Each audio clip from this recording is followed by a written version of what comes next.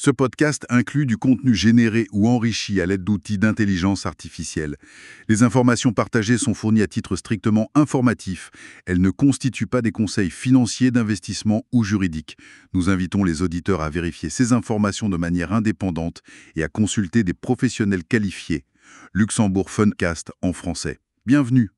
Aujourd'hui, on se penche sur un sujet assez technique mais crucial. Le nouveau cadre européen pour les prêts non performants. Les NPL.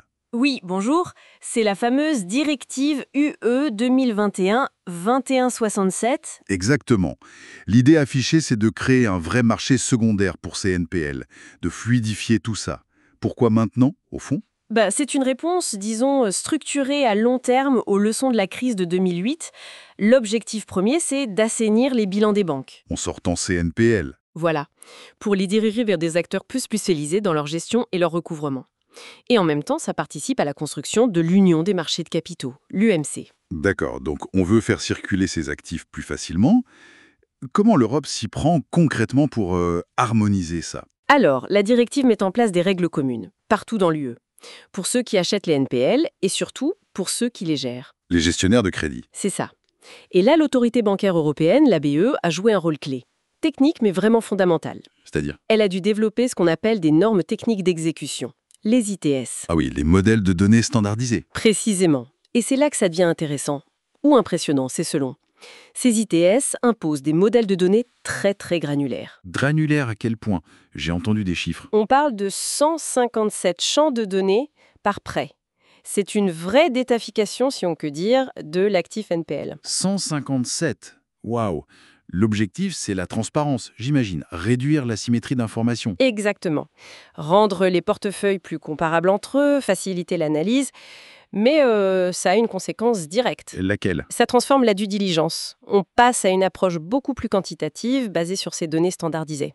Ça peut être une bonne chose, mais est-ce que ça ne risque pas de simplifier à l'excès des situations qui sont souvent complexes sur le terrain ? C'est tout à fait le débat. Est-ce que cette standardisation capture bien la réalité parfois très spécifique de chaque prêt non performant ? C'est une vraie question. Intéressant. Et alors, comment le Luxembourg a-t-il digéré tout ça ? Comment ça se traduit localement ? Le Luxembourg a transposé cette directive par une loi, celle du 15 juillet 2024. Et le point clé de cette loi ? C'est la création d'un nouveau statut, le gestionnaire de crédit. Et ce statut est intégré dans une catégorie bien connue ici. Les professionnels du secteur financier, les PSF. Tout à fait. C'est un choix stratégique important. Pourquoi ce choix du cadre PSF ? Quels avantages ? L'avantage principal, c'est de s'appuyer sur un cadre réglementaire qui est déjà robuste, respecté et surtout supervisé par la CSCASF. La commission de surveillance du secteur financier, ça donne un gage de qualité, de sérieux. Exactement.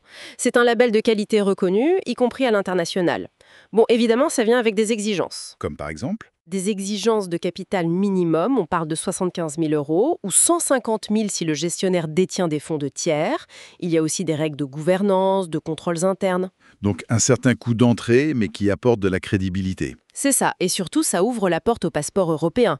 Un gestionnaire agréé au Luxembourg peut opérer dans toute l'Union, c'est un atout majeur. Je vois. Alors, une autre spécificité luxembourgeoise, c'est la titrisation. C'est un outil très utilisé. Comment cette nouvelle loi NPL interagit avec la loi sur la titrisation de 2004 ? Ah ça, c'est un point vraiment névralgique, très important pour la structuration.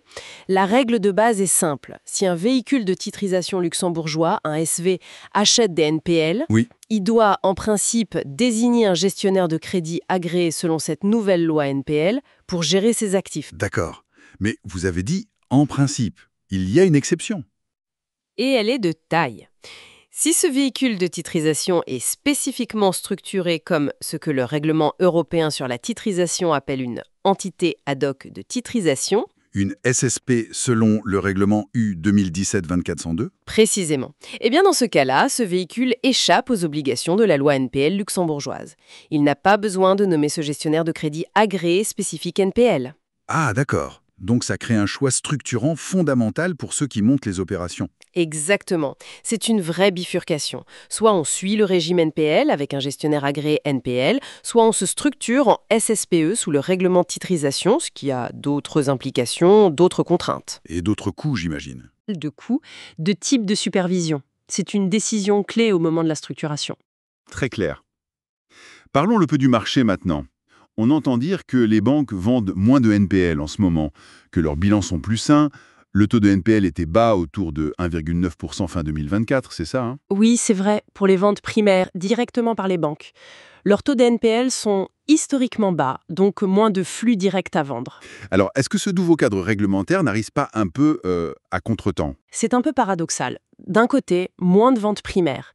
Mais de l'autre, on voit quand même émerger de nouvelles difficultés. Ah oui, dans quel secteur? Je pense notamment à l'immobilier commercial qui montre des signes de tension. Et certains segments de prêts aux PME aussi. Et surtout, Oui. le marché secondaire est très actif, c'est-à-dire les ventes de portefeuilles NPL entre investisseurs spécialisés. Et là, cette nouvelle réglementation prend tout son sens. Pour ces échanges entre investisseurs. Exactement.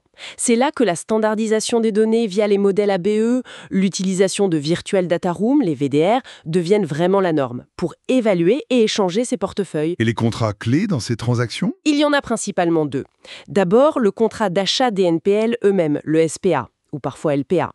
Et ensuite, et c'est une nouveauté imposée par la loi, le contrat de gestion de crédit. Le Credit Management Agreement. Oui, qui définit très précisément la relation, les obligations, les rémunérations entre l'investisseur propriétaire des NPL et le gestionnaire de crédit agréé qui va s'en occuper. C'est devenu un document central. Bien. Si on devait résumer un peu tout ça, l'Europe met en place un cadre harmonisé pour rendre le marché secondaire des NPL plus fluide et transparent. C'est l'idée générale, oui. Et le Luxembourg, lui, cherche à se positionner comme un hub central pour ses activités, en utilisant son cadre PSF pour les gestionnaires et ses outils de structuration comme la titrisation. C'est une bonne synthèse. Le Luxembourg joue clairement la carte de son écosystème financier et réglementaire pour attirer ces nouveaux acteurs et ces flux de NPL. Pour finir, quelle serait votre pensée finale sur ce nouveau paysage NPL? Un point de vigilance peut-être. Oui, une réflexion importante. On a beaucoup parlé d'harmonisation au niveau de l'achat et de la gestion des NPL. C'est une avancée certaine. Ça apporte plus de transparence, plus de fluidité au niveau européen. Mais Mais il reste un obstacle majeur, et pas des moindres. C'est la fragmentation qui persiste au niveau des lois nationales sur le recouvrement des créances et les procédures d'insolvabilité. ah oui, le fait que recouvrer une créance en Italie, en Espagne ou en Allemagne, ce n'est pas du tout la même chose. Exactement. Vous pouvez avoir un cadre harmonisé pour acheter et gérer le portefeuille NPL, mais l'efficacité réelle, la capacité à effectivement récupérer l'argent à la fin, eh bien ça dépend toujours fortement des lois et des pratiques locales de chaque pays. Donc l'harmonisation a ses limites. Disons qu'elle ne résout pas tout. Cette diversité des régimes de recouvrement et d'insolvabilité reste un défi majeur pour l'efficacité d'un marché NPL qui se voudrait vraiment pan-européen. C'est là que réside encore une complexité importante pour les investisseurs et les gestionnaires. Un point crucial à garder en tête. Merci beaucoup pour cet éclairage très précis. Avec plaisir. Ce podcast inclut du contenu généré ou enrichi à l'aide d'outils d'intelligence artificielle. Les informations partagées sont fournies à titre strictement informatif. Elles ne constituent pas des conseils financiers, d'investissement ou juridiques. Nous invitons les auditeurs à vérifier ces informations de manière indépendante et à consulter des professionnels qualifiés. Pensez à liker et de vous abonner, le Luxembourg Funcast en version française.